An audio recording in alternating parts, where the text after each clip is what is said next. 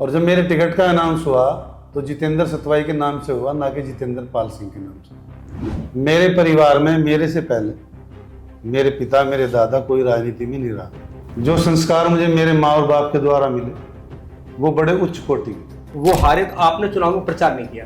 कोई एक घटना बताओ जो किसी को परेशानी हुई। आज के बच्चे ये नहीं बता सकते कि एक बीघे में बरसीम का बीज कितना पड़ेगा, सरसों का बीज कितना पड़ेगा। कितना पड़ता है वैसे? सरसों 1 पाव पड़ती है, 2.5। गेहूं कितनी पड़ता है? गेहूं 8 किलो से 10 किलो तक पड़ता है। और गन्ना? गन्ना 5 क्विंटल लगता है 1 बीघे में। कोई वजह थी, कोई लोग थे जो आपके खिलाफ थे, उन्होंने आपका टिकट कटवा दिया हो? किसान जिस लेवल पे जाना चाहिए था, किसान की जो मेहनत है, जो लागत है, जो लेबर कॉस्ट है, उसके अकॉर्डिंग जो किसान का मुनाफा है वो भी कम है। आपके हिसाब से गन्ने का भाव कितना होना चाहिए? मैंने मेरी बात गन्ने पर कई बार आदरणीय मुख्यमंत्री योगी आदित्यनाथ महाराज जी से हुई है। तो आप आरएलडी से बीजेपी में कैसे आए? यदि जमींदारा खात्मा कानून चौधरी चरण सिंह लेके आए तो क्या एक बिरादरी को फायदा हुआ उसका? 2022 तक आते आते ऐसी क्या चूक हुई कि आपका टिकट रिपीट नहीं हुआ? तो विधायक बनने के चंद दिन बाद शुरू में पथराव हुआ आप पे, वो क्या घटना थी? भारतीय जनता पार्टी के कैंडिडेट की जो हार हुई उसमें एक भूमिका ये भी रही कि जितेंद्र सतवाई ने उतने मन से काम नहीं किया, उतना एक्टिव नहीं रहे जितना वो अपने चुनाव में दिखे। क्या ऐसा था? बिल्कुल था। ये सीट फिलहाल आरएलडी के खाते में है, आरएलडी के एमएलए हैं वहां पे। तो आपको लगता है कि आरएलडी बीजेपी के लिए इस सीट को छोड़ देगा? ऐसा नहीं है कि वो आरएलडी के खाते में चली गई। क्लेम दोनों का है। आरएलडी से पहले बीजेपी का था। वहाँ पहली बार बीजेपी का एमएलए जितेंद्र सतवाई और पार्टी का परचम 2017 में पहली बार फहराया गया। तो मैं एमएलए बना, ये एमएलए जब कहाँ था उससे पहले। क्या आप ये इशारा कर रहे हैं कि अगर आरएलडी के खाते में भी जाती है सीट तो आप आरएलडी से लड़ सकते हैं? वो भी संभव है। क्या प्लान है अगला? चुनाव लड़ूं। दोस्तों नमस्कार। पश्चिम उत्तर प्रदेश की सियासत इस वक्त गर्म है क्योंकि 2027 के चुनाव अब बहुत दूर नहीं हैं और हर बार जब चुनाव होते हैं तो पश्चिमी उत्तर प्रदेश से जो हवा चलती है उसका असर गोरखपुर तक रहता है। इसलिए आमतौर पर इस इलाके में पहले ही चरण में चुनाव होते हैं। इसी को देखते हुए हमने पॉडकास्ट का एक सिलसिला शुरू किया है और आज हमारे खास मेहमान हैं जितेंद्र सतवाई जी। जितेंद्र सतवाई जी सिवाल खास विधानसभा सीट से विधायक रहे हैं। 2017 में आपने चुनाव जीता और किसान पृष्ठभूमि से आते हैं, पेशे से शिक्षक हैं, प्रधानाचार्य हैं और जमीनी कार्यकर्ता के तौर पर काम किया, जमीनी कार्यकर्ता के तौर पर राजनीति शुरू की और विधानसभा तक सफर पहुंचा। आप अपने नाम के आगे सतवाई लगाते हैं। सतवाई आपके गांव का नाम है। आमतौर पर पश्चिमी उत्तर प्रदेश में ये चलन है कि लोग अपने नाम के आगे गोत्र का नाम लगाते हैं, लेकिन आपने गांव का नाम लगाया। कोई खास वजह? राणा जी, इसका मैं बड़ा, आपने इंटरेस्टिंग सवाल मेरे से पूछ लिया। जब मैं टिकट मांग रहा था बीजेपी से 2017 में, तो एक पैनल जो जाता है प्रदेश से बन के, उसमें बहुत सारे लोगों के नाम जाते हैं जो टिकट मांगते हैं। तो जब टिकट का लास्ट दौर चल रहा था कि टिकट किसका फाइनल हो, उससे 2 दिन पहले जो हमारा नेतृत्व है भारतीय जनता पार्टी का, उसमें दिल्ली की तरफ से एक कॉल आया आदरणीय सांसद जी को कि 2 नाम के जितेंद्र हैं। जो जितेंद्र जिसको आप फेवर कर रहे हैं, जिसको आप टिकट चाहते हैं, वो जितेंद्र कौन है? ये डॉक्टर सत्यपाल जी के पास एक इंफॉर्मेशन आई पार्टी की तरफ से जी। डॉक्टर साहब ने मुझे पूछा कि भाई 2 नाम है जितेंद्र के, तो ऐसा कोई चिन्ह बताओ जो स्पेशलाइज हो जाए नाम। तो मैंने बोला मेरे नाम के पीछे जितेंद्र सतवाई लगवा दीजिए आप। और जब मेरे टिकट का अनाउंस हुआ तो जितेंद्र सतवाई के नाम से हुआ, ना कि जितेंद्र पाल सिंह के नाम से। और इसका एक बड़ा कारण ये भी है कि मैं ग्रामीण पृष्ठभूमि से आता हूँ, गांव में पला हूँ, बड़ा हूँ, रहा हूँ, तो गांव से मुझे लगाव है। ये दूसरे जितेंद्र कौन थे? ये मुझे ज़्यादा जानकारी इसके संबंध में नहीं है। अच्छा, आपने परखने की कोशिश भी नहीं की मैंने। तो ये कई बार ऐसा होता है कि नाम में कन्फ्यूजन के चलते कुछ मसले हो जाते हैं। कई बार अवार्ड्स में भी ऐसा हो चुका है। अवार्ड्स में होता है। खैर, आपका सियासत का सफर कैसे शुरू हुआ? आपकी जो पारिवारिक पृष्ठभूमि है उसमें खेती है, जी। आपके पिता एक बड़े शिक्षाविद रहे, उन्होंने कई सारी शिक्षण संस्थाओं की शुरुआत की इस इलाके में, और बहुत उनका नाम सम्मान के साथ आज भी लेते हैं लोग, और उनके बहुत सारे शिष्य मौजूद हैं जिन्होंने उनके दौर में पढ़ाई लिखाई की। तो वहाँ से राजनीति की तरफ आपका कैसे आना हुआ, ये थोड़ा बताइए। बड़ा अच्छा सवाल किया राणा जी। मेरे परिवार में मेरे से पहले मेरे पिता मेरे दादा कोई राजनीति में नहीं रहा, लेकिन मेरे पिताजी एक बड़े शिक्षाविद थे। वो 4 इंटर कॉलेजों के फाउंडर प्रिंसिपल रहे, और उनको सामाजिक और राजनीतिक समझबूझ बहुत थी। इन चारों कॉलेजों के नाम भी बताइएगा हमारे दर्शकों सबसे पहले वो फाउंडर प्रिंसिपल रहे जयसिंहपुर इंटर कॉलेज, फिर बीपी ये इंटर हस्तनापुर की तरफ पड़ता हाँ है। हस्तनापुर, जी कृषक इंटर कॉलेज जयसिंहपुर। जी। उसके बाद वो फाउंडर प्रिंसिपल रहे BP inter college Bijwada Baghpat. Baghpat. जी।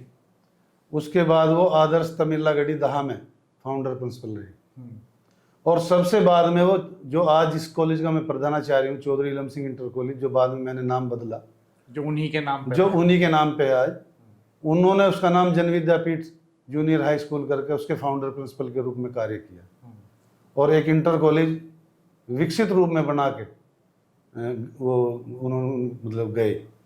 तो शिक्षा से बड़ा गहरा लगाव उनका रहा,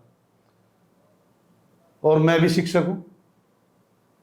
शिक्षक होने के नाते मेरी कुछ जिज्ञासाएं थी समाज की सेवा करने की, और उस अवधारणा को लेकर मेरा मन बना कि मैं राजनीति में जाऊं, ये उचित माध्यम है सेवा करने का।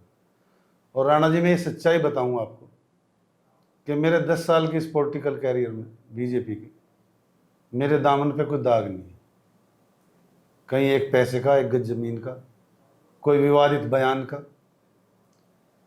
मैंने जो राजनीति की उसका जो उद्देश्य था मेरा, वो जनसेवा था, ना कि स्वयं सेवा। पैसे के रूप में मैंने राजनीति को नहीं लिया, सेवा के रूप में लिया। और उसका एक प्रत्यक्ष उदाहरण है कि मैं आज भी गांव में निवास करता हूं, और जब मैं विधायक रहा तब भी मैं गांव में निवास करता था। हाँ, मैंने एक सवाल भी आपके लिए रखा इसमें कि जब मैं आपका प्रोफाइल देख रहा था, आपके एफिडेविट्स खंगाल रहा था, आपकी संपत्ति का ब्यौरा, आपकी एजुकेशन, आपकी एज, आपके आपराधिक रिकॉर्ड में देख रहा था, तो मुझे आपराधिक रिकॉर्ड में कुछ नहीं मिला, और संपत्ति के ब्यौरे में बहुत खास नहीं मिला। 1 करोड़ का आंकड़ा भी आपके हलफनामे में नहीं है, न है ही नहीं, संपत्ति में नहीं है। और एजुकेशनल बैकग्राउंड में आपने एमए और बीएड किया है। हाँ, डबल MA BEd। किस किस सब्जेक्ट में आपने? मैंने उसमें क्या नाम, सोशियोलॉजी में और हिस्ट्री में। तो ये MA किया। ये कैसे संभव हुआ कि जब कोई आदमी विधायक बनता है सामान्य पृष्ठभूमि से, तो ताकत और धन, सत्ता की ताकत, आप तो सत्ताधारी दल के विधायक रहे, और धन बल की ताकत, दोनों का असर दिखाई देता है आमतौर पर, और वो बयानों में झलकता है, बातों में झलकता है, भाषणों में झलकता है, पब्लिक डीलिंग में झलकता है। आप कैसे बचे इससे? मेरे संस्कारों में नहीं था। जो संस्कार मुझे मेरे माँ और बाप के द्वारा मिले वो बड़े उच्च कोटि के थे, और यदि मैं राजनीति में आया तो उन संस्कारों की ही देन है। मेरे पिताजी की डेथ हुई 2007 में, और उससे कुछ समय पहले, 1 या 2 वर्ष पहले, उन्होंने बहुत निकट के लोगों को अपने पास बुलाया, और उन्होंने कहा कि ये जो मेरा बड़ा बेटा है, जो मेरा वारिस है, मैं आज आपको बहुत पहले एक चीज़ बता रहा हूँ, मैंने परख ली इसके अंदर वो प्रतिभा कि ये राजनीति करेगा, और मेरा आप लोगों से ये निवेदन है कि जब ये राजनीति करे तो राजनीति में इसका सहयोग करना है। तो वो चीज़ें जो माँ बाप के माध्यम, माँ बाप के संस्कारों के माध्यम हमें मिली, हमने उनको अपने जीवन में उस अवधारणा को पूरे तरीके से निभाने का प्रयास किया, और कभी भूले नहीं इन चीज़ों को। जहाँ तक माध्यम है ताकत का, पद का और प्रतिष्ठा का, इसका उपयोग हमने जनता की सेवा में किया, ना कि लूट खसोट में, क्योंकि संस्कारों में नहीं था, आज भी नहीं है। और मैं ये कह सकता हूँ कि मैं ऐसे माँ बाप की औलाद हूँ कि मैं भी अपने आप को ईमानदार समझता हूँ, लेकिन मैं इतना ईमानदार नहीं हूँ जितने मेरे माँ बाप ईमानदार थे। कहीं ना कहीं मेरे से कोई त्रुटि हो सकती है, हो गई हो, लेकिन जो आदर्श, जो आचरण, जो संस्कार उनके माध्यम मुझे मिले, मैंने उनको अपने जीवन में उतारने का भरसक प्रयास किया। नेता तो अधिकतर शहर में रहते हैं, आपने क्यों शिफ्ट नहीं किया? आप गांव में ही रहे। मैं गांव में पैदा हुआ, गांव की मिट्टी से मुझे लगाव था। पढ़ने के साथ साथ मैं शिक्षा के पेशे में आया और उसके बराबर में मैंने 18 वर्ष बहुत मेहनत के साथ कृषि कार्य करने का काम, जो मेरी पैतृक जमीन थी, उस पर किया। यदि आज मेरे से कोई पूछे कि तेरा सबसे पसंदीदा काम क्या है, तो वो कृषि है, क्योंकि मुझे वहाँ सेल्फ सेटिस्फेक्शन मिलता है खेत में जाकर। अध्यापन के साथ खेती? अध्यापन के साथ भी मैंने खेती की और आज भी करता हूँ। आज भी यदि मेरी आवश्यकता कहीं खेत में पड़ती है, किसी रूप में, ट्रैक्टर चलाने में, किसी चीज़ में, और खेती का कोई कार्य ऐसा नहीं रहा ना जी जिसको मैं नहीं जानता और जो मैंने ना किया हो। आज के बच्चे ये नहीं बता सकते कि 1 बीघे में बरसीम का बीज कितना पड़ेगा, सरसों का बीज कितना पड़ेगा। कितना पड़ता है वैसे? सरसों 1 पाव पड़ती है, 250 ग्राम। गेहूं कितनी पड़ता है? गेहूँ 8 किलो से 10 किलो तक पड़ता है। और गन्ना? गन्ना 5 क्विंटल लगता है 1 बीघे में। आपके यहाँ गन्ना कितना पैदा हो जाता होगा? मेरे यहाँ गन्ना, मेरे पास मेरे बाप की 18 एकड़ ज़मीन है, जो पैतृक ज़मीन हमें मिली जी। हमारे 3 भाइयों की 18 एकड़ ज़मीन है। उसके अलावा हमने कोई ना ज़मीन घटाई ना बढ़ाई। और उसी में अब हमारा एक दूसरा स्कूल भी है, एकेडमी, CIS एकेडमी करके, चौधरी लम सिंह एकेडमी, जो 2010 में अपने पिताजी के बाद हमने खुद बनाया। मिले। अच्छा, महंगाई को लेकर क्या सोचते हैं आप? क्या इस वक्त महंगाई है? हाँ है। क्या जो उत्पादन किसान करता है और जो लागत उसकी लगती है, उस उत्पादन का लाभकारी मूल्य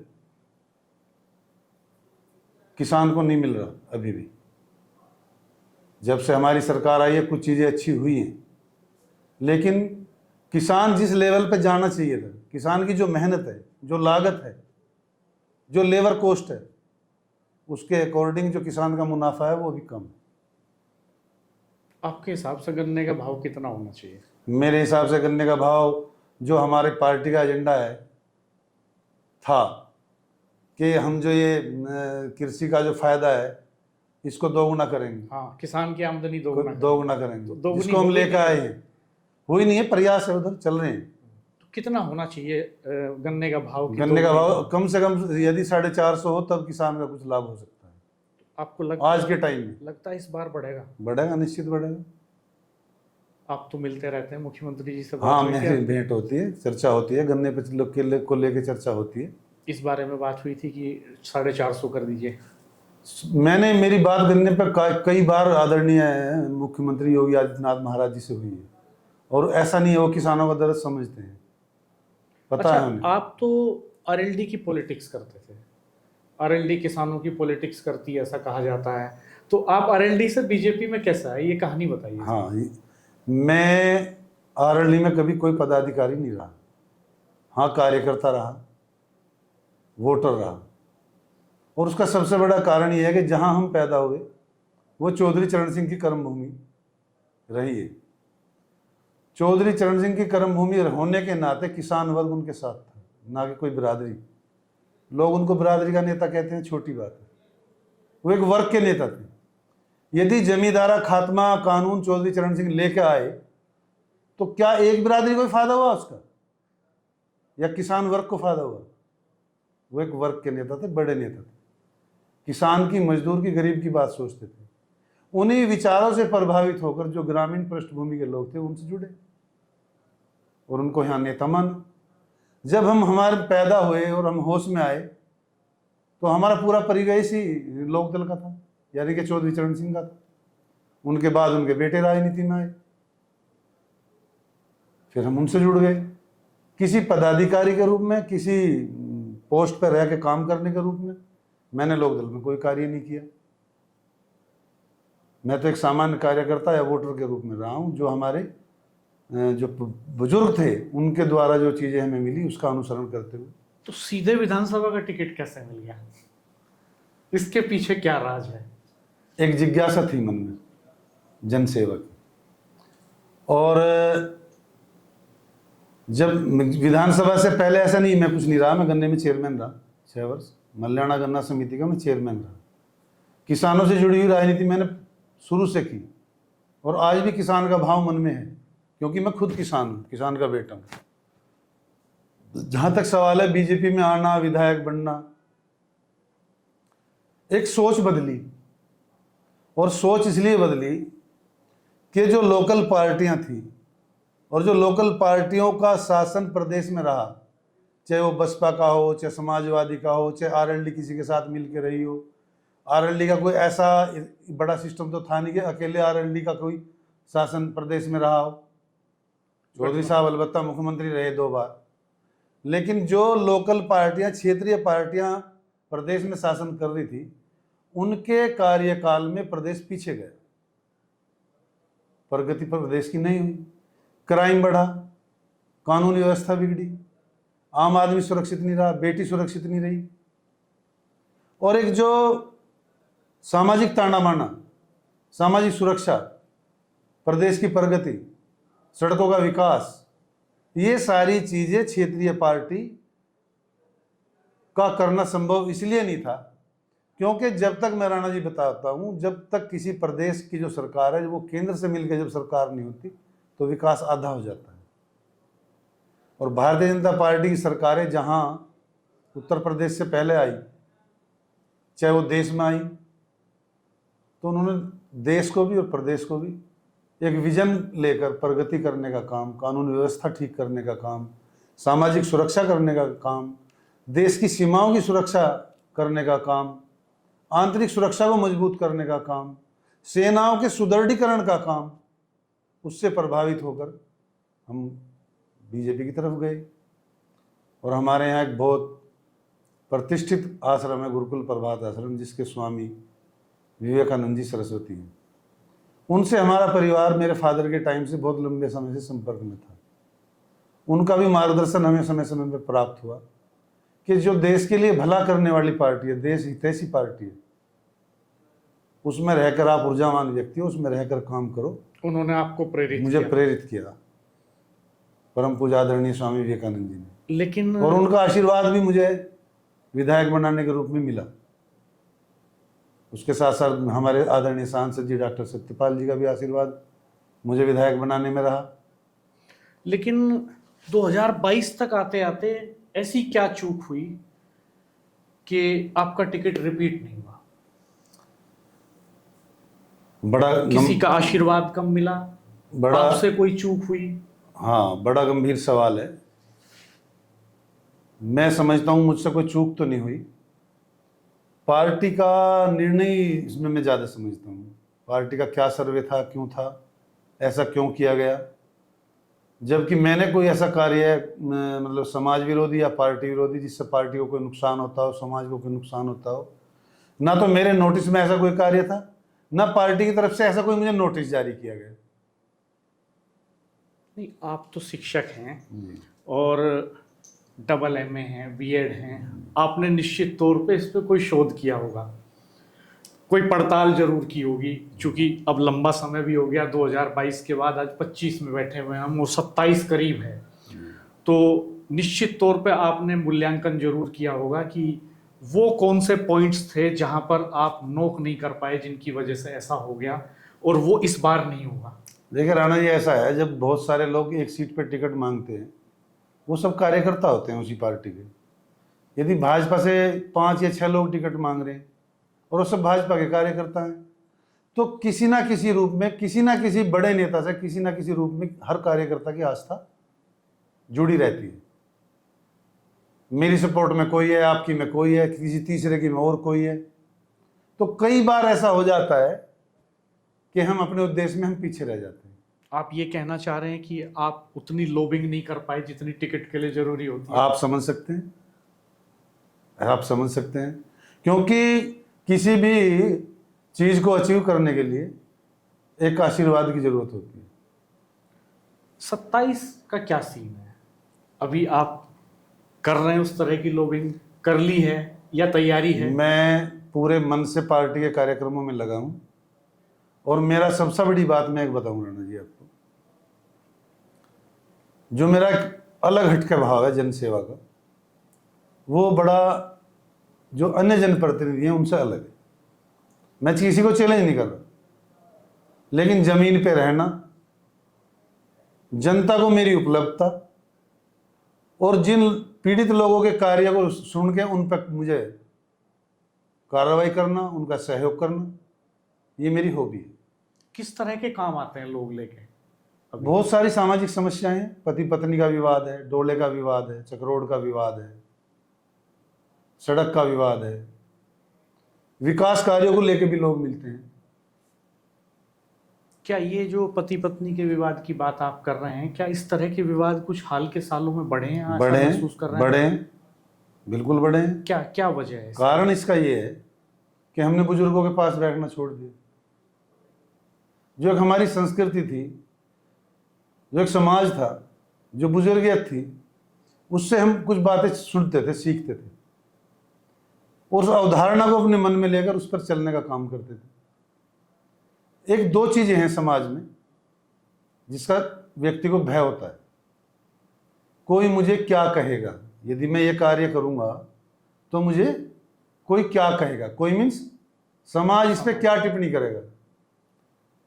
इसके दूसरी पलट है, कोई मेरा क्या करेगा, कोई मुझे क्या कहेगा और कोई मेरा क्या करेगा? क्या करेगा। ये सार 180 है, डिग्री में अंतर है। ये सार है। यदि ये सोच ली कोई मेरा क्या करेगा तो मेरा माइंडसेट चेंज हो गया, मैं कोई भी गलत काम करने से नहीं डरूंगा। और यदि मैंने ये सोच लिया को मुझे क्या कहेगा, तो जो भी गलत भाव मेरे मन में आएंगे करने के लिए, उसका मेरे पे प्रेशर आ जाएगा कि कोई मुझे क्या कहेगा। समाज का भय मेरे मन में आ जाएगा और वो बड़ा जरूरी है। अच्छा, वहीं लौटते हैं 2022 पे। जी। ये कहा गया कि उस समय आरएलडी का गठबंधन समाजवादी पार्टी के साथ था जी। और ये कहा गया कि जो भारतीय जनता पार्टी के कैंडिडेट की जो हार हुई, उसमें एक भूमिका ये भी रही कि जितेंद्र सतवाई ने उतने मन से काम नहीं किया, उतना एक्टिव नहीं रहे जितना वो अपने चुनाव में दिखे। क्या ऐसा था? था, बिल्कुल था। यदि किसी के साथ ऐसी घटना हुई हो पहले या आगे हो, तो क्या वो बताओगे वो जितना कार्य मन से अपने लिए करेगा, क्या दूसरे के लिए भी करेगा? एक आदमी कोई ऐसा हो तो मेरे से मिलवा दो उसको। ऐसा नहीं है, मैं बीजेपी का बहुत सच्चा सिपाही हूँ और मैंने बीजेपी कोई जो कैंडिडेट था उसी को मैंने और मेरे परिवार ने वोट किया। लेकिन कहीं ये भी हो सकता है कि उसने मेरी उपयोगिता ना समझी हो, उसने मुझे प्रॉपर ना समझा हो कि मेरी जरूरत है चुनाव में। उनको लगा कि कोई जरूरत नहीं, कोई जरूरत नहीं। मैं भी थोड़ा आत्मसम्मानी व्यक्ति हूँ। आपके घर नहीं आए वो चुनाव के दौरान? आए, मैंने प्रॉमिस किया कि कल बताओ मुझे कहाँ आना है। नहीं बताया? अगले दिन कोई रेस्पॉन्स नहीं आया। बीच में फोन भी नहीं किया अपनी तरफ नहीं, से? कोई फोन नहीं किया। अभी बात होती है आपकी मनिंदर पाल जी? हाँ, शिष्टाचार है। अभी कोई मदद आप मांगते हैं उनसे या वो मांगते हैं? जैसे आपने कहा कि भाई मनिंदर भाई, आपको पिछली बार मौका मिल गया, इस बार मैं लड़ूंगा तो मेरे साथ रहना। नहीं, मेरी बात हुई थी, अभी भी मेरी बात होती रहती है, लेकिन बहुत ज़्यादा इस विषय पे बात नहीं हुई। मैंने केवल इतना कहा था कि भाई दोनों ने टकरा के नुकसान कर लिया, दोनों आज मतलब खाली हैं और मेरा क्षेत्र है, आपका क्षेत्र दूसरा है। आप जो है बीजेपी में राजनीति कर रहे हैं, मैं भी कर रहा हूँ। मेरा उद्देश्य तो केवल एक है, अपनी विधानसभा की सेवा करना। ठीक है, आप भी राजनीति में कोई पद छांट लो, हम आपके सहयोगी रहेंगे। क्या कहा उन्होंने? सहमत हुए? लेकिन उनकी सक्रियता तो लगातार हम देखते हैं सिवाल खास में पूरी बनी हुई है। वो तो एक पार्टी के कार्यक्रम है, जो एक हमारी पार्टी का निश्चित वो भी है, मतलब एक संविधान भी है कि जो आदमी चुनाव लड़ेगा वो विधानसभा के कार्यक्रमों में उसकी भूमिका रहती है। लेकिन एक और जोखिम है, 27 का जो चुनाव होगा, अब उसमें गठबंधन बीजेपी का आरएलडी के साथ है जी, और ये सीट फिलहाल आरएलडी के खाते में है, आरएलडी के एमएलए हैं वहां पे। तो आपको लगता है कि आरएलडी बीजेपी के लिए सीट को छोड़ देगा? आरएलडी के एमएलए हैं, मैं मानता हूँ, लेकिन ऐसा नहीं है कि वो आरएलडी के खाते में चली गई। क्लेम दोनों का है, आरएलडी से पहले बीजेपी का था। और एक चीज मैं आज आपको और बता दूं, जो जानकारी संभव है, मुझे लगता है आपको है या कि नहीं। सन 67 में सिवाल खास सीट बनी, और 67 से कह लो या जब से देश आज़ाद हुआ, जब से 2017 तक कह लो, वहाँ पहली बार बीजेपी का एमएलए जितेंद्र सतवाई और पार्टी का परचम 2017 में पहली बार फहराया गया। हाँ, पार्टी ने वहां दांव तो समरपाल सिंह पे भी लगाया था, जो जुझारू पार्टी नेता थे, बहुत बार लेकिन- लड़ी, हर बार पार्टी लड़ी, लेकिन समरपाल सिंह भी हार गए थे। समरपाल सिंह भी हार गए थे, हारे नहीं थे, तीसरे नंबर पर रहे थे, निश्चित। तीसरे नंबर पर रहे थे। 2017 में पार्टी को और वहाँ के लोकल कैंडिडेट को सीट पहली बार, जनता का आशीर्वाद पहली बार मिला। आपका कहना है कि आरएलडी के हिस्से में जाएगी, अभी कोई ऐसा डिसाइड नहीं है। नहीं, मेरा कहना नहीं है, मैं तो एक तथ्य बता रहा हूँ क्योंकि कि आप कह रहे हैं कि वहाँ मौजूदा एमएलए है। हाँ, मैं आपसे एक सवाल पूछता हूँ, जब मैं एमएलए बना, ये एमएलए जब कहाँ था उससे पहले, किसका एमएलए था ये? समाजवादी पार्टी, समाजवादी पार्टी से वो आरएलडी में आए, गठबंधन हुआ। ये बहुत सारी चीजें समय और परिस्थिति के अनुसार राणा जी बदलती रहती हैं। तो क्या आप अभी ऐसा तय नहीं है कि आरएलडी रहेगी या बीजेपी, ये चीजें तो अभी ऊपर नेतृत्व तय करेगा। नहीं, क्या आप ये इशारा कर रहे हैं कि अगर आरएलडी के खाते में भी जाती है सीट तो आप आरएलडी से लड़ सकते हैं? वो आपने उदाहरण दिया ना कि गुलाम मोहम्मद सपा से आरएलडी में आ गए। वो भी संभव है। अभी मीरापुर में क्या हुआ? हाँ, मिथिलेश कौन लड़ा पाल- मीरापुर में? मिथिलेश पाल बीजेपी में थी। और बताइए आप, प्रत्यक्ष उदाहरण। जो ऊपर के हमारे दोनों पार्टियों के बड़े नेता तय करेंगे, उसको कौन नकार सकता है? आप मुझे बताओ। आपकी इस बीच जैन जी से कोई मुलाकात हुई है इस बारे में? मेरी जैन जी से कोई मुलाकात नहीं। तो ये कैसे संभव होगा? ये निगोशिएशन अगर होता भी है ऐसा कि सीट बीजेपी के खाते में नहीं रहे, आरएलडी के देखो, खाते में रहे। ये राणा जी, ये सोचना बड़े नेतृत्व का काम है। हमें जो आदेश मिलेगा हम तो वो करेंगे। आप भी बड़े नेता हैं, विधायक होना कोई मामूली बात नहीं होती। इतनी बड़ी आबादी में चंद लोग विधायक होते हैं और हजारों लाखों कार्यकर्ता आंदोलन करते हैं, जमीन पर संघर्ष करते हैं, खपते हैं, तब चुनिंदा लोग विधानसभा तक पहुंचते हैं। देखो राणा जी, हर पार्टी का अलग अलग संविधान है। भारतीय जनता पार्टी जो हमारी पार्टी है, उसमें संगठन सर्वोपरि है, और संगठन की जो अवधारणा है, जो संगठन के मानक हैं, वो जहाँ जहाँ हम पर अप्लाई होते हैं, हम उतनी भूमिका रखते हैं, उससे ज़्यादा नहीं रखते। अच्छा, ये बताइए आप, कौन कौन दावेदार हैं इस समय वहां से चुनाव लड़ने के? आप तो दमदारी से दावा ठोक ही रहे हैं, लेकिन आपको क्या लगता है कि आरएलडी में कौन कौन दावेदार हो सकते हैं वहां टिकट? आरएलडी के बारे में मैं बहुत ज़्यादा नहीं बता सकता। आरएलडी तो आपकी पार्टी, पुरानी पार्टी है, पुरानी पार्टी आपसे ज्यादा कौन जानता है आरएलडी को? लेकिन बीजेपी का जहाँ तक सवाल है, बीजेपी में वहाँ मैं एमएलए रहा हूँ। मेरे से बाद में मनिंदर पाल जी एमएलए लड़े हैं, और संभवतः हो सकता है एक दो लोग कोई और भी हों, लेकिन हम दो तो हैं। और कोई नाम होंगे जरूर आपकी जानकारी में? अगर हो सकता है, पहले भी रहे हैं लोग।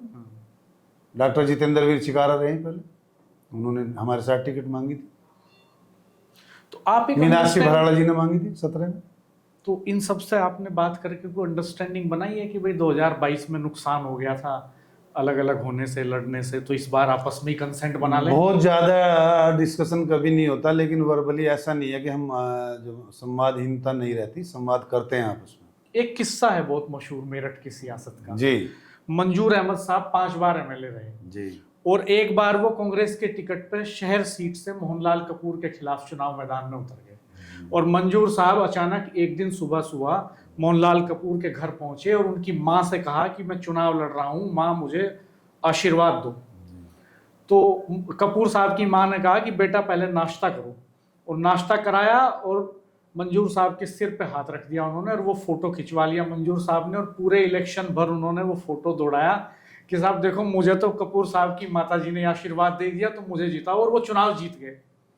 तो आप भी ऐसा कोई फॉर्मूला आजमाने की तैयारी में हैं? जो आपने मंजूर साहब की बात बताई, ये हमारी संस्कृति का हिस्सा है, भारतीय संस्कृति का हिस्सा है। माँ, बड़ा ब्रॉड विचार है। माँ बहुत बड़ा नाम है, और जो संस्कार हमारे भारतवर्ष के हैं प्राचीन काल से, वो मैं नहीं समझता कहीं और किसी देश में है। अब शाहिद मंजूर साहब ने उसका प्रयोग किस रूप में किया, वो तो एक राजनीति है, लेकिन माँ का काम तो आशीर्वाद देना ही है ना। वो उनकी संस्कृति का, उनके जो संस्कृति में जो उन्हें चीज़ें मिली हैं, जो संस्कार हैं, वो उसकी परिणति है। मैं आपके बारे में पुरानी खबरें देख रहा था, किस तरह की खबरें मीडिया ने कवर की। कई खबरें ऐसी मिली जिनमें ये आया कि साहब मनिंदर पाल के काफिले पर चुनाव के दौरान कई जगह हमला हुआ, शायद छुरगांव में हुआ, शायद दबथवा में हुआ, बबीता फोगाट शायद उस दिन कैंपेनिंग में आई हुई थी। कौन लोग थे जो काफिले पर हमला कर रहे थे?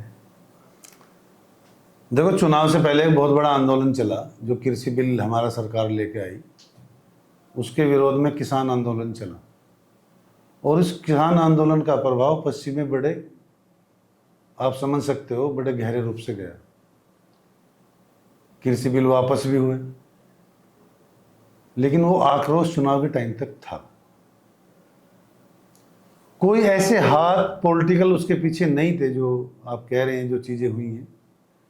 कहीं ना कहीं जैसे आज आरएलडी हमारे साथ में उस टाइम नहीं थी, तो वो आरएलडी के लोग जो किसान आंदोलन से जुड़े, उन लोगों में कुछ लोग ऐसे थे जिन्होंने इस तरह के कार्य करने का काम किया, जो मैं जहाँ तक मैं समझता हूँ। यानी आपकी फाइंडिंग ये है कि आरएलडी के लोग डायरेक्ट इनडायरेक्ट में जो किसान आंदोलन से जुड़े रहे। तो अब आरएलडी आपके साथ है तो वो तालमेल डाइल्यूट हो गया, अब वो विषय नहीं रहा, विषय खत्म हो गया। अच्छा, आपने किसान की बात की। किसान, कई जगह से खबरें आती हैं कि डीएपी नहीं मिल रही है, क्या सच है? ऐसा है, बहुत बड़ी कालाबाजारी थी यूरिया में भी और डीएपी में। जब हमारी सरकार आई केंद्र में 2014 में, नीम कोटेड किया गया उसको। किसान को जो पूर्व की सरकारें थी उनमें नहीं मिलता था, ब्लैक हो जाता था। तो कुछ चीज़ें व्यवस्था, जो कुछ चीज़ों की व्यवस्था है उनको परिवर्तित किया गया। और जब किसी व्यवस्था को हम परिवर्तन करते हैं तो कुछ समय के लिए उसमें ब्रेक आता है। दूसरा, मैं यहाँ ये भी कहूँगा कि किसी चीज़ का अनावश्यक अधिकता है और उसका अनावश्यक हम उपयोग किए जा रहे हैं, ज़रूरत है नहीं। हमें 1 बीघे में 10 किलो डीएपी डालना है और उपलब्धता हमें ज़्यादा है, तो हम 20 किलो डाल दें, 30 किलो डाल दें, 50 किलो डाल दें।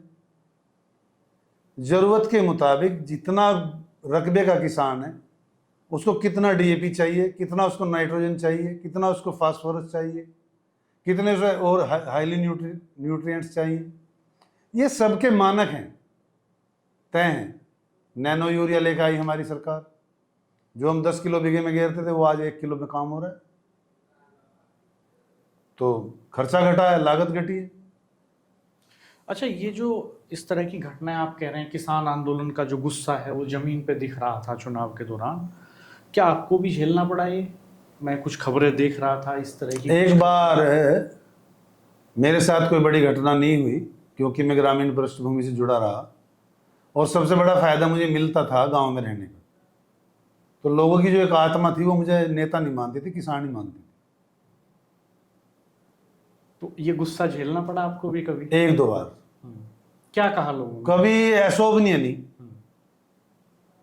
संवाद के रूप में, संवाद के रूप में कि भाई अच्छा नहीं हो रहा, जमीनों का मालिकाना हक छीना जा रहा है और ये जो है मतलब ये बंद होना चाहिए। आप क्या कहते थे, कैसे डील करते थे? पार्टी लाइन पे बोलने का काम था उस टाइम। पार्टी लाइन पे बोलना, हम जगह जगह हमारे कार्यक्रम लगे गए, लोगों को समझाया भाई एक बड़ा सिस्टम पार्टी लेकर, वो मतलब सरकार लेकर आ रही है, उसमें लाभ हमें ज़्यादा मिलेगा। अच्छा, हाजी गुलाम मोहम्मद वहाँ के विधायक हैं अभी, आपकी मुलाकात होती है कभी? शिष्टाचार होता है, मुलाकात है। यशवीर सिंह ने चुनाव लड़ा वहाँ से जी, और वो इस समय आप ही की पार्टी में हैं जी, और दर्जा प्राप्त मंत्री भी हैं, उनसे आपका कोई डायलॉग है? हाँ बिल्कुल, दुआ सलाम है, अच्छी है, ठीक है। वो तो दावेदारी नहीं करेंगे बीच में आके? वो तो वही बता सकते हैं। आप अभी मान के नहीं चल रहे हैं कि वो करेंगे? नहीं, मेरा क्या मानना, मैं तो ये कह रहा हूँ कि मैं मतलब करूँगा और मैं बनूँगा। मैं ही पहले बना था। यानी तैयारी पूरी कर रखी है आपने? पूरी तैयारी। इस तैयारी की व्यू रचना कैसे की है, थोड़ा सा और इसको इलेबोरेट करके कुछ अब बताइए। थोड़ा सा एक चीज़ अभी आपने बताई कि अब 2 पार्टियाँ साथ हैं और ऊपर लेवल पे ये तय होगा कि कहाँ कौन लड़े। वो सारी चीज़ें क्लियर होंगी तो उसी तरह का प्रयास किया जाएगा। अच्छा, निजी जीवन से जुड़े कुछ सवाल करते हैं आपसे। जी। अभी आप 56 साल के आसपास हैं, आपका जन्मदिन अक्टूबर के महीने में ही होता जी, है। 17 अक्टूबर में होता 17 अक्टूबर को आपको अग्रिम शुभकामनाएं जन्मदिन की। आप स्वस्थ रहें, शतायु हों, लोगों की सेवा करते रहें, हम यही कामना करेंगे। आपने फिट बहुत बनाया अपने को, तो फिटनेस के लिए क्या करते हैं? डाइट में क्या लेते हैं, क्या नहीं लेते हैं? एक्सरसाइज क्या करते हैं? मैंने आपके गांव के घर में घोड़े भी देखे, घुड़सवारी भी करते हैं आप। है। ऐसा है राणा जी, मेरा बचपन गांव में भी था, गांव में पैदा हुआ, और जब हम समझ आई, जब हम मतलब समाज को जाना, तो हमें ये सारी चीज़ें, गाय, भैंस, घोड़ा, बैल, ट्रैक्टर, ये सब चीज़ें विरासत में मिली। और जो खान पान देसी, घर का दूध, घर का मट्ठा, घर का गुड़, जो मतलब एक आम किसान के यहाँ सारी चीज़ें होती हैं, मुझे तो उन्हीं पे आधारित जीवन रहा। मुझे आपके किसी करीबी ने बताया कि दूध तो आप पीते ही नहीं है 4 साल से। दूध मैं अब 4 साल से नहीं पीता। तो क्यों छोड़ दिया आपने? कुछ हमारे यहाँ एक बड़ा हॉस्पिटल है हिम्स करके सिवाल में, आयुर्वेद। वहाँ डॉक्टर विश्वरूप राय चौधरी जी हैं जो उसको, और डॉक्टर हुआ मनीष आचार्य मनीष जी हैं। मैं उनको काफ़ी सुनता हूँ, मिलता हूँ। तो कुछ जो बायोलॉजिकल फैक्ट्स हैं, जो हम जिस एज में हम हैं, उससे ऊपर जाके एक्स्ट्रा जितनी एनर्जी की हमें ज़रूरत है उतनी लें, एक्स्ट्रा एनर्जी लें और उसे बर्न ना करें। तो एक अवधारणा है कि हम इनकमिंग हमारी उतनी हो जितनी आउट, मतलब जितना एनर्जी खर्च कर सकें। तो स्वस्थ रहने का ये एक माध्यम है। नाश्ते में हम क्या खाए जा रहे हैं, एनर्जी लिए जा रहे हैं और आउटपुट नहीं कर रहे, वर्कआउट नहीं कर रहे, तो बीमारियों को जन्म देने वाला एक मतलब वो हो गया। नाश्ते में क्या लेते हैं आप? नाश्ते में मट्ठा और मिस्सी रोटी, गाय का मक्खन। और एक्सरसाइज भी करते हैं कुछ? एक्सरसाइज 5 किलोमीटर में पैदल चलता हूँ रेगुलर। फिल्में देखते हैं आप? पहले देखता था पढ़ते टाइम, बाद में कौन भी सी देखता। फिल्म लास्ट टाइम देखी थी? मैंने मेरा गांव मेरा देश, सन्यासी, 10 नंबरी। अच्छा। गीत संगीत सुनते हैं? हाँ, मैं गीत संगीत सुन, पुराने गाड़ी गाने में चलते हैं तो म्यूजिक सुनते हैं कभी? बहुत ज़्यादा। अच्छा। कोई लेटेस्ट गाना बताइए जो पुराने गाने सुनता हूँ। अभी जो सुना हो हाल में। आ लौट के आजा मेरे मीत, तुझे मेरे गीत बुलाते हैं। गाते भी आप? गाता भी। और कोई गाना सुनाइए छोटा सा कोई मुखड़ा। अब तो मुझे इतना नहीं, मतलब, लेकिन गुनगुना लेता हूँ हाँ, गाने। थोड़ा गुनगुनाइए। अब फिलहाल कोई नहीं आ रहा मन पे। खैर कोई बात नहीं, आएगा तो बीच में जैसे ही हाँ। आपको आए तो आप शेयर कीजिएगा। शेरो शायरी कविताओं का शौक रखते हैं? हर गम के बाद यहाँ खुशी, हर गम के बाद यहाँ खुशी, मिसले कुल कुले मीना, जहाँ बजती है सहनाई वहाँ मातम भी होते हैं। वाह। लिखते भी आप? हाँ, लिखता हूँ। डायरी लिखते हैं? डायरी लिखता हूँ। तो डायरी में रोजनामचा दर्ज करते हैं अपना? हाँ बिल्कुल, अपने अनुभव, अपने कार्य। तो कब से लिखनी शुरू की थी? मेरे फादर लिखते थे। अच्छा, उनकी बहुत सारी डायरियों का कलेक्शन होगा आपके पास? 50 वर्ष का। अच्छा, तो क्या क्या दर्ज करके चले गए वो उसमें? अपना आय व्यय, per day I, per day व्यय। उन्होंने वो डायरी मुझे दे दी लास्ट टाइम, मेरे से नहीं चली वो आय व्यय वाली। फिर मेरे से एक छोटा भाई है, उसको दे दी, उसको भी, उस पर भी नहीं चली। फिर तीसरे नंबर के पे चली गई हरिंदर सिंह पे, उसी पे है वो आज तक। वो चला रहे हैं? वो चलाते हैं। जॉइंट परिवार है हमारा, तीनों भाइयों का। तो ये तो बहुत दिलचस्प रहेगा किसी दिन हरेन जी से इस बारे में बात करके। हाँ बिल्कुल, आप सिफारिश कर दीजिएगा हमारी हाँ कि हाँ बिल्कुल कर वो हमसे कुछ साझा कर लें कि उस वक्त एक किसान का घर कैसे चलता था, उसकी इकोनॉमी क्या थी और अब तक क्या बदलाव आया। जॉइंट फैमिली का बड़ा रोल है समाज की प्रगति में। अब वो सिस्टम थोड़ा बदला है। हम जो है मतलब भौतिकवादी अर्थव्यवस्था में हम एकांकीपन में आए हैं, छोटा परिवार।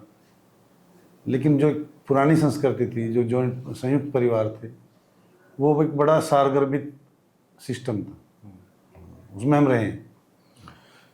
अब अगली जनरेशन में आपके बेटे क्षेत्र में सक्रिय रहते हैं खूब, तो क्या आप उनको ये तैयार कर रहे हैं कि भविष्य की पॉलिटिक्स, हालांकि अभी तो आप यंग हैं, लंबे समय पॉलिटिक्स करेंगे, लेकिन फिर भी नेता विजनरी होते हैं, पहले ही भांप लेते हैं बदलते माहौल को और आगे की तैयारी भी रखते हैं, तो क्या आप कोई ऐसा बैकअप प्लान भी तैयार कर रहे हैं कि नवनीत जी को पॉलिटिक्स में उतारेंगे? मेरा बेटा 2009 से सेना में कमीशन अफसर है और अब वो मेजर की पोस्ट पे कार्यरत है और फिलहाल मेरठ में ही पोस्टिंग है।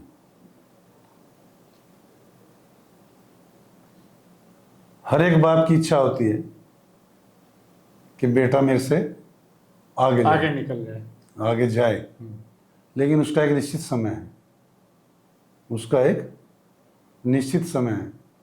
हमने कैश किया, हमने अनुभव लिया, हमने उस प्लेटफार्म पे जिस पे हम अपने पिताजी के प्लेटफार्म को हमने विधायकी में जब चुनाव लड़ा तो बहुत सारे लोग मेरे पिताजी के टाइम के थे चुनाव लड़ाने, जो मेरे नहीं थे, मेरे फादर के थे, और वो मुझे चुनाव लड़ाने आए। तो जो फादर वाली पृष्ठभूमि थी, जो फादर ने एक चीज पैदा की थी, उसका लाभ हमने लिया और हम विधायक बने, आगे गए। उसके लिए तो और अच्छा चांस है, वो दादा का भी अनुभव ले सकता है, पिताजी का भी ले सकता है, लेकिन एक निश्चित और उचित टाइमिंग होगी, टाइम जब हो। इसमें कोई जल्दीबाजी नहीं होनी चाहिए। अभी कैरियर है, सेना में है, और अच्छा, बहुत कम पॉलिटिशियन ऐसे हैं जिनके बच्चे सेना में हैं, रेयर। अच्छा ये बताइए आप, बहुत सारे पॉलिटिशियन जो लोकल डायलेक्ट है, जैसे हमारी इस इलाके की जो बोली है कोरवी, ठेठ खड़ी बोली जी, तो अपनी स्थानीय बोलियों का, देशज शब्दों का इस्तेमाल करते हैं जनता का दिल लूटने के लिए। आपको मैंने भाषणों में लोगों से मिलते जुलते ठेठ खड़ी बोली का इस्तेमाल करते कम देखा, इसकी क्या वजह है? राणा जी, बोली एक नेचुरल प्रोसेस है, अंदर से एक आवाज निकलती है, और जिस परिवेश में व्यक्ति रहता है, जिस क्षेत्र में व्यक्ति रहता है, वो उसी बोली को बोलता है। यदि मैं कोई चीज बन के बोलूं जो मुझे बोलनी ना आती हो, तो सुनने वालों को पता लग जाता है। तो क्या ये आप खतरा महसूस कर रहे हैं कि कोरवी का आने वाला जो समय है वो संकट वाला होगा, चूंकि जो नई जनरेशन है और जो भी छोटे बच्चे हैं, जो भी 5 साल 10 साल के हैं, उनके सामने तो ये बड़ी चुनौती है, वो बहुत सारे शब्द जानते ही नहीं है हमारी बोली के। हाँ, दिक्कत आएगी। हमारी परंपराएं छूट रही हैं, गाँवों में अब धोती कुर्ते वाली जो पीढ़ी है वो लगता आखिरी पीढ़ी होगी उस वेशभूषा वाली। कुछ ही परिवार बचे हैं, ज़्यादातर जो है बदलाव है, और जो पुरानी चीज़ें हम छोड़ रहे हैं, जो एक हमारी संस्कृति और सभ्यता थी, उससे हम दूर हटते जा रहे हैं, उसका नुकसान हमें देखने को मिल रहा है। खान पान बदल रहा है, गांव तक बर्गर चला गया, पिज्ज़ा चला गया, डोसा चला गया, तो डिलीवरी हो रही है फास्ट फूड की, कोल्ड ड्रिंक मिल रही है गांव की दुकानों पे। तो उसका आप देख रहे हैं, बीमारियां बढ़ रही हैं, नई नई बीमारियां आ रही हैं बच्चों में। तो इसको लेकर कोई काम करते हैं अब राजनीति के साथ, सियासत बिल्कुल के करता साथ? हूँ, जहाँ बैठता हूँ मैं वहीं अवेयरनेस करता हूँ, बोलता हूँ कि सादा खाओ, देसी खाओ, जो घर में पैदा हुआ वो खाओ। पुदीने की चटनी सबसे अच्छी है रोटी खाने के लिए। अच्छा, हवाई यात्राएं कितनी की आपने? Rare, rare. विदेश यात्रा पसंद नहीं करता। विदेश यात्राएं नो, कोई नहीं? कभी नहीं गया। एक बार नेपाल गया था बस। देशाटन कहाँ कहाँ किया है, भारत में कहाँ कहाँ घूमे हैं? भारत में राजस्थान, मध्य प्रदेश, उत्तराखंड, मतलब बिहार, कई प्रदेशों में घूमा हूँ। राजस्थान से मेरा ज़्यादा थोड़ा रहता है घूमने का। अच्छा, हरियाणा। एक नेता का निजी जीवन कैसा होता है? पत्नी बच्चों के लिए कितना समय मिल पाता है? ये शिकायत रहती है घर पे कि आप समय घर पे कम देते हैं? नहीं रही, मेरे यहाँ नहीं रही। वो इसलिए नहीं रही कि मैं घर पे समय कम नहीं देता, और जो जरूरी काम घर चलाने का होते हैं, एक पुरुष के रूप में तो मेरा छोटा भाई संभालता है, और महिला के रूप में पत्नी वो सब काम कर लेती है। और कहीं जहाँ मेरी कहीं किसी रूप में आवश्यकता होती है, तो मैं भी घरेलू कार्यों में अपनी भागीदारी रखता हूँ। गुस्सा आता आपको? पहले आता था, जब से राजनीति में आया जब से घट गया। खुशी कब ज्यादा महसूस होती है? कब जिस दिन ज्यादा एमएलए बन के आया था, अच्छा, वो दिन जीवन का सबसे खुशी वाला दिन। हसीन पल था। क्या फील हो रहा था? बड़ा अच्छा फील हो रहा था। ये हो रहा था ऐसे जैसे बाथरूम में घुस गया नहाने के लिए तो नाचने लगा वहीं। कभी सोचा था पहले कि विधायक बनने का सपना देखा था पहले कभी? हाँ, प्रमुख बनने का विजन था अच्छा, हाँ, मेरा पर्सनल। विजेंद्र प्रमुख से आपकी काफी करीबी रही जगह। विजन मेरा प्रमुख बनने का था जी। शुरू में, जानी का ब्लॉक प्रमुख बनने का। अच्छा, ये कब सोचा होगा आपने? ये मैंने सोचा था 2010 में, तो अब लड़ा नहीं लेकिन ये मेरा भाई ने मुझे मना किया, आपने? हरेंद्र ने। वो बोला हम तुम्हें प्रमुख देखना नहीं चाहते, विधायक देखना चाहते हैं। तो फिर जब विधायक बनने की तो बात विजन चेंज हुआ। ये कब आया, ये ख्वाब कब आया मन में कि अब विधायक के लिए काम करना बनना है? ये ख्वाब आया 2014 में, जब आदरणीय डॉक्टर सत्यपाल सिंह यहाँ चुनाव लड़े। उनके सामने चौधरी अजीत सिंह चुनाव लड़े और समाजवादी से गुलाम मोहम्मद साहब चुनाव लड़े। तो तब आप डॉक्टर सत्यपाल सिंह के साथ जब नतीजे आए सिवाल खास के, तो सबसे पहले नंबर पे बीजेपी को वोट मिला आदरणीय सत्यपाल जी को, और दूसरे नंबर पे गुलाम साहब को मिला, और आदरणीय चौधरी साहब को तीसरे नंबर पे वोट मिला। तब आपको लगा तो एक माइंड सेट चेंज हुआ कि जो 76,000 वोट जिसको मिले हैं आदरणीय सत्यपाल जी को, जो इन वोटों पे चुनाव लड़ेगा वो विधायक बनेगा। आपने यहाँ से मेरा फ्रेम बदला, मैथमेटिक्स लगा दिया आपने। मैंने गणित लगाया। एक शिक्षक वाला। और उस टाइम स्पेस था, लोकल में कोई लीडर भी नहीं था बीजेपी में। तो मैं आज स्वामी विवेकानंद जी से मैं मिला, उनके आशीर्वाद से मैंने बीजेपी ज्वाइन करी। आदरणीय डॉक्टर सत्यपाल जी की भूमिका महत्वपूर्ण रही। डॉक्टर सत्यपाल जी से अब आपके ताल्लुकात कैसे हैं? बहुत अच्छे, बेहतर। और डॉक्टर राजकुमार सांगवान से जो इस समय सांसद हैं, पूरे मन से मैंने उन्हें चुनाव लड़वाया। तो ये तालमेल कैसे बिठाया आपने? वो उनसे पहले उन्होंने किसी को मना थोड़े किया चुनाव लड़ाने को। डॉक्टर साहब ने मुझे संयोजक बनवाया था। उन्हें क्या पता था सांगवान जी लड़ेंगे चुनाव? यदि लोकसभा का संयोजक मुझे बनवाया तो किसने बनवाया? वो कैंडिडेट की इच्छा पे बनता है, और लड़ना था आदरणीय सत्यपाल जी को। आगे डॉक्टर सांगवान। गठबंधन हुआ नहीं था, गठबंधन हो गया, डॉक्टर सांगवान जी आ गए। हमने डॉक्टर साहब से पूछा आप क्या करें? उन्होंने कहा जो जिम्मेदारी आपकी है उसका निर्वहन करो, उसे निभाओ। मेरे बड़े खुले संपर्क हैं। मेरे कोई गिला शिकवा नहीं किया उन्होंने? डॉक्टर साहब ने कभी नहीं। आपसे कुछ साझा किया, उनके दिल में कोई कसक हो कि पूरे चुनाव की तैयारी कर रहे थे, लगे हुए थे, संयोजक बना दिया था आपको, और एन वक्त पे पार्टी का फैसला? डॉक्टर साहब बहुत बड़ी शख्सियत है। मुंबई पुलिस का कमिश्नर रहना, एक आईपीएस, ग्रामीण पृष्ठभूमि से जाके अपने आप में एक बहुत बड़ी बात है। और उसके बाद उसी क्षेत्र का 10 वर्ष सांसद के रूप में प्रतिनिधित्व करना, देश की मतलब क्षेत्र की सेवा करना, विकास करना। मुझे तो कभी ऐसा लगा नहीं कि डॉक्टर साहब अनसेटिस्फाइड, कभी नहीं लगा। डॉक्टर सांगवान जी का क्या फीडबैक है? डॉक्टर सांगवान जी मेहनती व्यक्ति हैं और क्षेत्र के बीच में रहते हैं, सब लोगों के दुख दर्द में शामिल होते हैं। अब दोनों में कंपैरिजन करें अगर, दोनों की कार्यशैली में अंतर है। सत्यपाल जी और डॉक्टर सांगवान जी की कार्यशैली अंतर है। किस तरह का अंतर पाते हैं आप? जो एक मानव स्वभाव में होता है, भाई भाई में भी होता है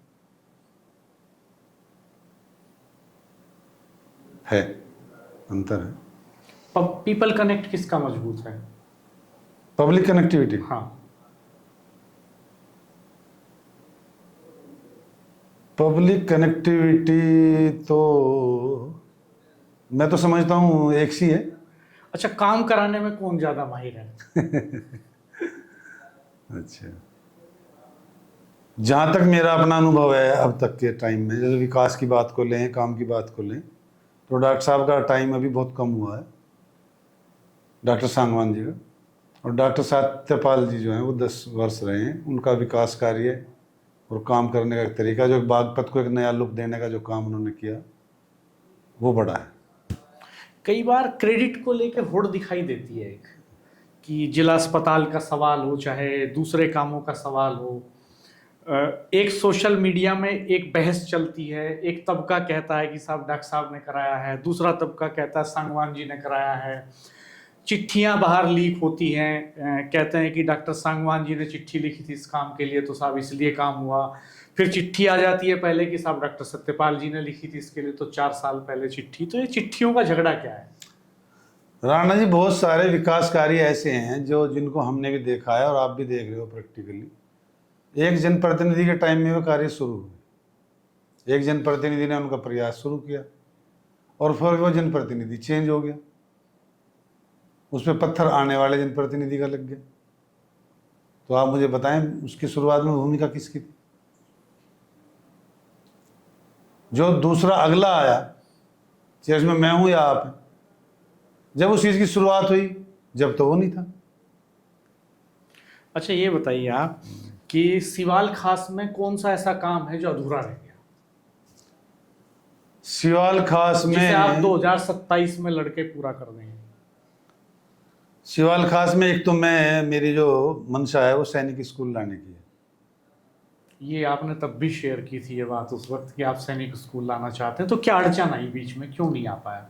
हाँ, अड़चन आई थी, जो विषय था जगह का। हमारा जो सिवाल खास क्षेत्र है वो कृषि बाहुल क्षेत्र है, कृषि प्रधान क्षेत्र है। हाँ, उधर कोई इंडस्ट्री भी नहीं लगी और नुजुल भूमि और एलएमसी की वहाँ बहुत अभाव है, पूरा लैंड फर्टाइल है।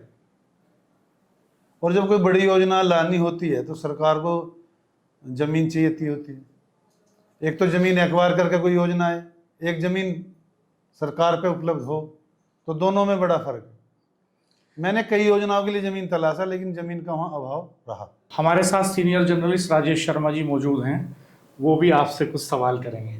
आप 2017 में विधानसभा का चुनाव लड़े और जीते भी। 2022 में आपको टिकट नहीं मिला, क्या वजह रही? हाँ, मिला नहीं। वजह क्या थी? पार्टी का निर्णय। 2027 में चुनाव लड़ोगे? बिल्कुल, यदि पार्टी लड़ाएगी तो लड़ूंगा। किस पार्टी से लड़ोगे? बीजेपी। लोग तो ये भी कह रहे हैं कि आप जो है गठबंधन की ओर भी आपका कुछ रुख है। वो ऊपर के लोगों का निर्णय जो भी होगा मैं मानूंगा उसको। जब आप 2017 में विधायक बने तो विधायक बनने के चंद दिन बाद छुर में पथराव हुआ आप पे, तो क्या घटना थी? छुर तो जो कि शिवालखास विधानसभा का गाँव है। वो कोई प्री प्लान घटना नहीं थी, वो शराबी आपस में लड़ रहे थे, उनका डंडा मेरी गाड़ी में लग गया। आप पे ये आरोप लगे, बहुत सारे लोगों ने बताया कि जब 5 साल आप विधायक रहे तो अपराधियों का जो अपराधी कोकस भी आपके आसपास रहा, तो क्या है सच्चाई, क्या है उसकी? कोई एक घटना बताओ जो किसी को परेशानी हुई। लोग कहते हैं कि कुछ अपराधी सेगमेंट था, आप जो है उनके आसपास रहते थे। नहीं, उनके आसपास रहने से किसी का कोई अहित हुआ हो तो मैं जानना चाहता हूँ। लोगों के ये भी आरोप थे कि विधायक जी जब बात करते थे तो बड़े लोगों की सुनाई होती थी। ऐसा नहीं है, मैंने हर आदमी को सुना, छोटे को पहले सुना। शिवालखास विधानसभा में सबसे ज्यादा गैंगवार होती थी, सबसे ज्यादा। क्या कुछ ऐसे कुछ मतलब कुछ ऐसे मामले हैं जहां आपने समझौता कराया हो? हाँ है, कराया मैं। कितने समझौते कराए आपने? बहुत सारे समझौते हैं, 4-5 हैं, बड़े हैं 4-5 तो। सब बंद हो गए, सब फैसला हो गया? हाँ, सब टोटल सब शांत है? सब शांत है। 2022 में जब विधानसभा का आप तैयारी कर रहे थे पूरी चुनाव की, तो कोई वजह थी, कोई लोग थे जो आपके खिलाफ थे, उन्होंने आपका टिकट कटवा दिया हो? ये तो नहीं मैं कह सकता, लेकिन हर एक नेता से कोई ना कोई बड़ा नेता जुड़ा रहता है, और हो सकता है कोई उनसे भी जुड़ रहा हो जिनका हुआ। 2022 के विधानसभा चुनाव में आप पे ये भी आरोप लगा कि जो उस समय बीजेपी के वहाँ उम्मीदवार थे जी, वो हारे, आपने चुनाव में प्रचार नहीं किया। प्रचार के लिए उन्होंने मुझे इनवाइट ही नहीं किया, नहीं बुलाया ना। कोई उनसे कोई संबंध खराब थे क्या पहले से? नहीं, बढ़िया थे। कोई प्रतिद्वंदता थी? नहीं। 2027 का चुनाव आने वाला है, तो आपको क्या लग रहा है कि जो शिवालखास विधानसभा सीट है वो बीजेपी के पास रहेगी या लोकदल के पास रहेगी? ये तो बड़े नेता तय करेंगे। कोई ऐसा सोचते हो? कुछ कोई ऐसा एनालिसिस? मैं तो चाहूंगा बीजेपी करे। क्या प्लान है अगला? चुनाव लड़ूंगा। पूरे जितने भी मेरठ में विधानसभा के विधायक हैं, जो विधायक जीते हुए या मेंबर ऑफ पार्लियामेंट है, सब लोग शहर में रहते हैं, शहर के आवास है। आपने पूरी राजधानी सतोई को रखा, तो उसकी क्या वजह थी? ये मेरा लगाव है मेरे घर से, मेरी घर की मिट्टी से, गांव की मिट्टी से। मैं जहाँ पला बड़ा हूँ वहीं रहा, अब भी वहीं रहता हूँ। तमाम जो पूरे जिले के जो 7 विधानसभा के विधायक हैं, हम देखते हैं कि सब लोग शहर में रहते हैं, आप सतवई रहे बस, जी। सतवई से बाहर नहीं निकले। नहीं, मैं जाता कहाँ बाहर से, मेरा घर ही वहाँ पे। कुछ लोग ये भी कहते थे कि जैसे और विधायक चले जाते हैं कि कई बार कोई बड़े प्रकरण हो गए तो बड़े अधिकारियों से मिलने साथ जाते हैं विधायक, आप कभी नहीं गए? नहीं गया मैं, दिनेश कटेक जी, मैं, सोमेंद्र जी साथ जाते थे। कुछ ऐसे मामले हों? कितने सारे मामलों पे गए जब विधायक थे। ऐसे काम बताओ 5 साल में जो आपके याद हो और आपको लग रहा है कि मेरी प्राथमिकता के काम थे, विकास कार्य। कावड़ मार्ग मेरे विकास प्राथमिकता में थे, मैंने बनवाया विधायक बनने के बाद। बपार से सरदाना छुर मुलैड़ा मार्ग जो मेरे आदरणीय संगीत सोम जी के हिस्से में आता था, हमने दोनों ने मिलकर बनवाया, जो जिसकी स्थिति बहुत खराब थी। और कुछ कार्य जो उस टाइम के मेरे प्रस्ताव थे, कोरोना काल होने की वजह से बजट के अभाव में रुक गए थे, वो हो रहे हैं, काम चल रहा है। शिवाल खास में आपकी प्रतिद्वंदी कौन कौन है? कोई भी नहीं मेरा प्रतिद्वंदी। कोई प्रतिद्वंदी नहीं है। 27 को लेकर क्या उम्मीद जता रहे हो आप? चुनाव लड़ूं, जीतूं, कन्फर्म? कन्फर्म, विश्वास है? कन्फर्म जीतूंगा। इतना विश्वास कैसे आया विधायक जी? क्योंकि मैं जीता था 17 में भी, उससे पहले भी बीजेपी का कोई नहीं जीता। आप 2012 में बीजेपी ज्वाइन करते हैं और 2010 में 2010 में आप बीजेपी ज्वाइन करते हैं, 2017 में आप नहीं, सॉरी, 2015 जनवरी में। 2015 में आपने किया था। हाँ, तो ये नहीं, ये इसका आपको कैसे विश्वास है कि कोई और नहीं जीत सकता आपके बिना? प्रैक्टिकल तो हो गया। आपने कहा ना कि मैं जीता हूं, अभी तो हुआ ना प्रैक्टिकल 22 में। इस बात को क्या जो भाजपा मुख्यालय को पता है कि ऐसा होगा कि वहां जितेंद्र सतवई जीत सकते हैं? पार्टी ग्राउंड सर्वे करवाती है, ग्राउंड रिपोर्ट लेती है। तो पार्टी को क्या संदेश देना चाहोगे आप? पाठकों को तो मैं ये संदेश देना चाहूंगा कि मैं पार्टी मुझे लड़ावे और मैं जनता की सेवा उसी रूप में करता रहूं, जनसेवा के रूप में। रहोगे सतवई? कंप्लीट गांव में रहोगे? गांव में। ठीक है, अब एक बार दोबारा। चलिए, बहुत शुक्रिया आपका। पॉडकास्ट काफ़ी लंबा हो चुका है और आपने बेबाकी से हमारे सारे सवालों का जवाब दिया, बहुत बहुत शुक्रिया इसके लिए। दोस्तों, आपने सुना जितेंद्र सतवाई जी को, जो 2017 से 22 तक मेरठ जिले की सिवाल खास विधानसभा सीट से विधायक रहे और अब दावा ठोक रहे हैं 2027 के लिए। 2022 में चुनाव लड़ने का मौका पार्टी ने नहीं दिया। उनकी ज़िंदगी के तमाम पहलुओं को हमने जाना, उनकी सियासत के अनेक रंगों से हम रूबरू हुए। आप हमारे चैनल को देखते रहिएगा, सब्सक्राइब कीजिएगा, बेल आइकन प्रेस कर दीजिएगा, नोटिफिकेशंस ऑन कर दीजिएगा, वीडियो को मित्रों के साथ शेयर कीजिएगा और कमेंट बॉक्स में बताइएगा कि आप सतवाई जी की बातों से कितना सहमत हैं और कितना असहमत हैं। धन्यवाद, नमस्कार।